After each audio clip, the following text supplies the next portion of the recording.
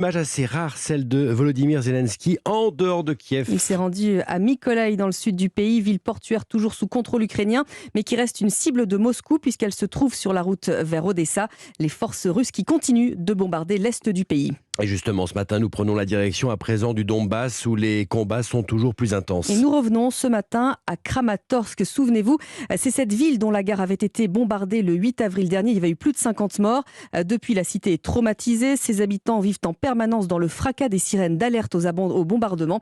Le reportage de Nicolas Tonneff. Un son lancinant, envahissant, abrutissant, le front venu par haut-parleur dans les rues de Kramatorsk. Et pourtant, Irina est là devant son magasin d'alimentation ouvert, pimpante et indifférente. C'est du matin au soir, 24 heures sur 24, ces sirènes d'alerte au bombardement. Je ne les remarque plus, je ne les entends plus, ça fait 3 mois que ça dure.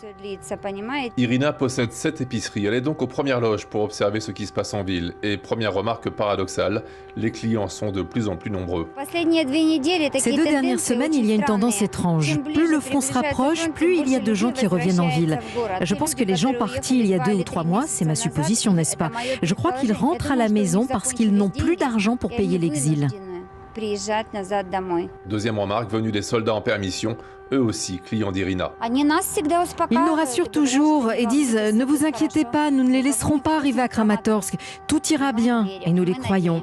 Nous espérons parce que si tu n'espères pas et si tu ne crois pas en des moments pareils, à quoi bon vivre? La nuit tombe, Irina rentre chez elle, au loin des grondements inquiétants. Encore au loin. À Kramatorsk, Nicolas Tonneff, Europe 1. Et la guerre en Ukraine qui pourrait durer encore des années, c'est la mise en garde du secrétaire général de l'OTAN dans une interview publiée ce matin dans le quotidien allemand Bild.